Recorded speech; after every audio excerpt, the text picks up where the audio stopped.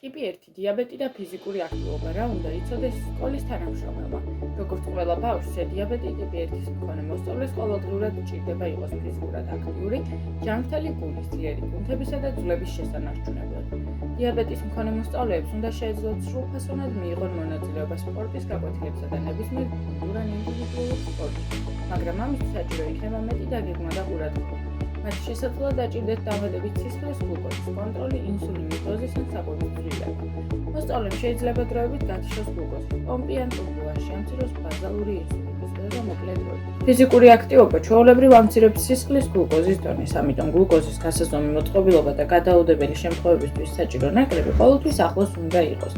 ზოგიერთი მოსწავლე საჭიროებს დამატებით წახებსებას ფიზიკურ აქტივობამდე, განსაკუთრებით მაშინ, თუ სისხლის გლუკოზა სამიზნე დიაპაზონშია ან უფრო დაბალია. საკვების რაოდენობა დამოკიდებულია ინდივიდუალურად მოსწავლეზე და ფიზიკური აქტივობის სტილზე. მოსწავლის მოვლის გეგმაში აღნიშნული უნდა იყოს ეს დეტალები.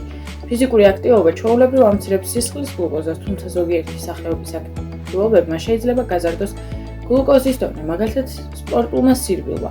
ამ დროს გლუკოზის მომატებას ჩვეულებრივ აქვს ხანმოკლე ხასიათი და აქტივობის შემდეგ სისხლის გლუკოზა თავისი დაიწევს, ზოგჯერ სწრაფადაც.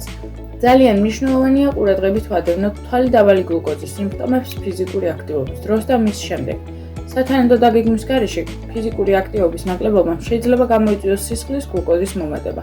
თუ მოსწავლე ნაკლებად აქტიურია, მაგალითად წვიმიან დღეს, სისხლის გლუკოზის დონე შეიძლება იყოს ჩვეულებრივზე მაღალი. შაქრიანი დიაბეტით დაავადებული მოსწავლისთვის ფიზიკური აქტივობის შეზღუდვის მხოლოდ ორი მიზეზი არსებობს. პირველი, როდესაც სისხლის გლუკოზის დონე დაბალია, საჭიროა მისი კორეგირება მისი ფიზიკური აქტივობის დაწყებამდე.